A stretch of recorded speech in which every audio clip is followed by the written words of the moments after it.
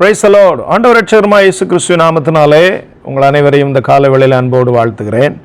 இந்த நாள் நம்முடைய தியானத்திற்காக 1 ராஜாக்களின் புஸ்தகம் 17ஆம் அதிகாரம் 18வது வசனம். அப்பொழுது அவள் ஏலியாவை நோக்கி, தேவனுடைய மனுஷனே, எனக்கும் உமக்கும் என்ன? என் அக்கிரமத்தை நினைக்க பண்ணவும் என் குமாரனை சாக பண்ணவுமா என்னிடத்தில் வந்தீர் என்றாள். என் குமாரனை சாக பண்ணவுமா என்னிடத்தில் வந்தீர் என்றாள். இந்த நாளிலே நான் உங்களோடு பேச போகிற ஒரு தலைப்பு, அவசரப்பட்டு எதுவும் பேசிடக்கூடாது. அவசரப்பட்டு வார்த்தைகளை என்ன செஞ்சிடக்கூடாது, விட்டுறக்கூடாது. இந்த சம்பவத்தில் நாம் பார்க்கிறோம், பஞ்சகாலம். அந்த பஞ்சகாலத்திலே ஒரு ஏழை விதவை ஒரே ஒரு மகனை வைத்து வாழ்ந்து கொண்டிருக்கிறாள். அந்த நாள் லூக்காவில் வாசிக்கிறோம், அந்த நாட்களில் அநேக விதவைகள் இருந்தார்கள். ஆனால் சாரிபாத் விதவை மட்டும் போஷிக்கப்பட்டார். காரணம், எலியா என்கிற ஒரு தேவ மனுஷர் அவருடைய வீட்டிலே தங்கியிருந்தார் சில ஆண்டுகள். அது அவளுக்கு ஆசீர்வாதமாக இருந்தது. முதலாவது ஒரு அடையை அவருக்கு கொடுத்தபடியினாலே அவர் அதை சாப்பிட்டு, அதற்கப்புறம் அந்த பஞ்சகாலம் முடியும் வரைக்கும் பாத்திரத்திலே மாவும் கலசத்திலே எண்ணெயும் குறைந்து போகவில்லை. அப்போ எலியா என்கிற தேவ மனுஷன் அந்த வீட்டில் இருந்ததுனால தான் அந்த அம்மாவும் பிள்ளையும் இவ்வளவு நாளாக உயிர் பிழைச்சிருக்கிறாங்க. ஆனால் இப்போ பார்த்தீங்கன்னா, ஒரு கட்டத்தில் தன்னுடைய மகனுக்கு, அந்த அம்மாவுடைய மகனுக்கு ஒரு வியாதி வந்து, அந்த வியாதியினாலே மகன் மரித்த பொழுது இந்த அம்மா டக்குன்னு சொல்கிறாங்க, என் அக்கிரமத்தை நினைக்க பண்ணவும் என் குமாரனை சாக பண்ணவும் ஆயா என்கிட்ட வந்த நீ. எவ்வளவு கஷ்டமாக இருந்திருக்கும் எலியாவுக்கு, யோசித்து பாருங்கள். அந்த ஊழியக்காரனால தான் அந்த அம்மா வாழ்ந்துக்கிட்டு இருக்குது. அந்த ஊழியக்காரனால தான் அந்த அம்மா இன்னைக்கு உயிரோடு இருக்குது. அந்த ஊழியக்காருடைய ஜெபம், அந்த ஊழியக்காருடைய பிரசன்னம், அந்த ஊழியக்காரருக்கு நீ கொடுத்த அடைக்கலம், அந்த ஊழியக்காரரால் நீ இன்னைக்கு நல்லா இருக்கிற.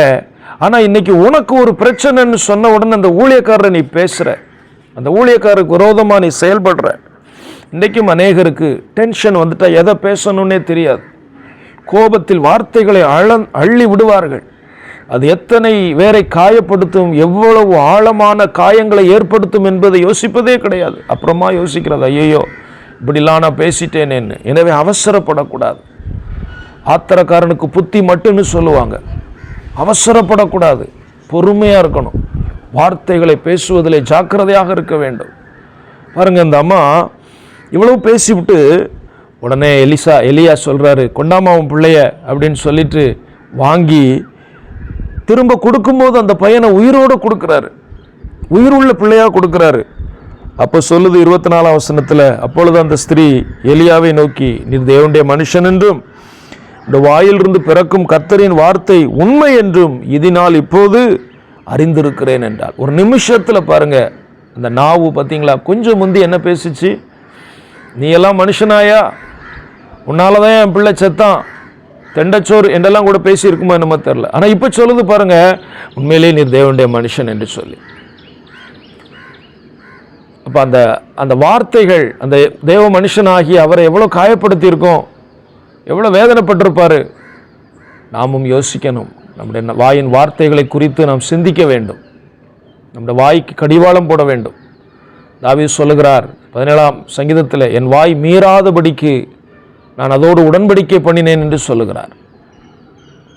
யாரையும், கணவனையோ மனைவியையோ பிள்ளைகளையோ தாய் தகப்பனையோ, சிலருடைய வார்த்தைகள் பட்டய குத்து போல இருக்கும். அப்படிப்பட்ட வார்த்தைகளை பேசி யாரையும் காயப்படுத்தக்கூடாது. உங்களுக்கு பிரச்சனை அப்படின்னு சொன்னால் உடனே என்ன வேணாலும் பேசலாம், எப்படி வேணாலும் பிஹேவ் பண்ணலாம் நினைக்காதீங்க, தப்பு.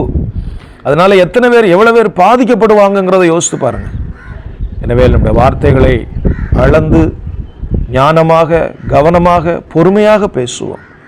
கர்த்தர் உங்கள் வாயின் வார்த்தைகளை காத்துக்கொள்வாராக. ஜெபிப்போம். நல்ல ஆண்டவரே, அந்த கால வேளைக்காக ஸ்தோத்திரம். சாரிபாத் விதவை அந்த அம்மா பேசினது போல நாங்களும் ஒரு நாளும் பேசாதபடி, குறிப்பாக பரிசுத்தவான்களை, தேவனுடைய மனுஷனை, தேவ பிள்ளைகளை, கர்த்தரால் அபிஷேகம் பண்ணப்பட்டவர்களுக்கு விரோதமாக கோபமாக பேசாதபடி எங்கள் வாயை அடக்கிக் கொள்ள ஞானமாய் பேச எங்களுக்கு நீர் உதவி செய்யும்.